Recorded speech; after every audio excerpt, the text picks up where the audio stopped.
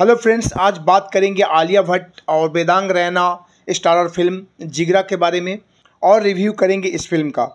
वैसे तो jail break पर आधारित फिल्में हॉलीवुड में काफ़ी प्रचलित रही है, जिन्होंने दर्शकों के दिलों पर राज किया है। बॉलीवुड में भी शोले, शहंशाह, कर्ज, लॉकअप और कहानी जैसी फिल्मों में जेल तोड़ने वाले सीक्वेंस को दिलचस्प ढंग से दिखाया गया है, मगर पूर्ण रूप से जेल ब्रेक वाली फिल्मों में श्रीदेवी की गुमराह और पिछले दिनों आई दिव्या खोसला की साबी ही रही है। अब निर्देशक वासनबाला इस सिलसिले को आगे बढ़ाते हुए आलिया भट्ट की पावर पैक्ड परफॉर्मेंस के साथ जिगरा लेकर आए हैं, जिसमें वो एक्शन और इमोशन में तो अव्वल रहे मगर कहानी के स्तर पर चूक गए हैं।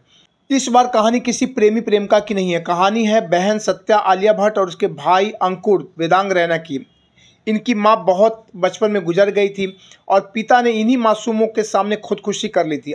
बस उसी हादसे के बाद अपने भाई को अति प्रेम करने वाली सत्या अंकुर के लिए एक ऐसा कवच बन जाती है जिसे भेद पाना असंभव सा मालूम होता है।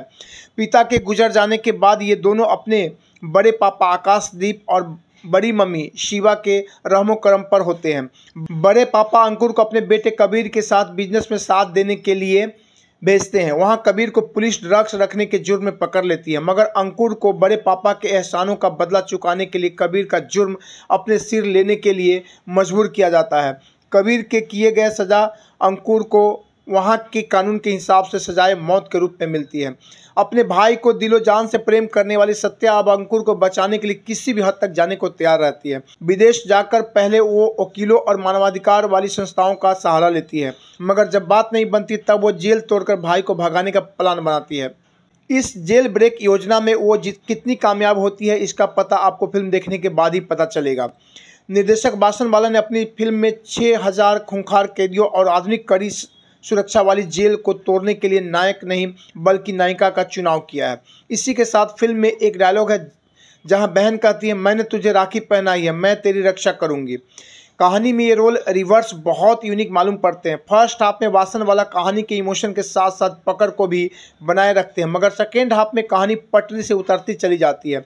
वासन पर बिग बी का हैंगओवर भी साफ नज़र आता है जब वो कहानी के डायलॉग्स और बैकग्राउंड में बजने वाले गानों में बिग बी की फिल्मों को लेकर आते हैं। उनकी इस फिल्म के बेहतरीन बनने की प्रबल संभावना थी, मगर स्क्रीन प्ले में जेल ब्रेक के दो प्लान ने कहानी की जटिलता को और बढ़ा दिया है। अंचित ठक्कर का बैकग्राउंड स्कोर, विक्रम दाहिया का एक्शन और स्वप्निल एल सोनवने की सिनेमाटोग्राफी दमदार है, मगर एक्स गैंगस्टर भाटिया मनोज पाहवा और मुथु राहुल रविंद्रन की मदद से सत्या हाई सिक्योरिटी जेल को जिस आसानी से हीरोइक अंदाज में भेजती है वो कन्विंसिंग नहीं लगती। संगीत के मामले में बैकग्राउंड में बजने वाला गाना तनु संग रखना फिल्म के फील को बनाए रखता है। परफॉर्मेंस की बात की जाए तो एक्शन स्टार और इमोशन से भरी एंग्री यंग वुमन के रोल में आलिया शानदार है। उन्होंने बेबसी, लाचारी, प्रेम और दृढ़ संकल्प बहन को पर्दे पर जीवंत कर दिया है।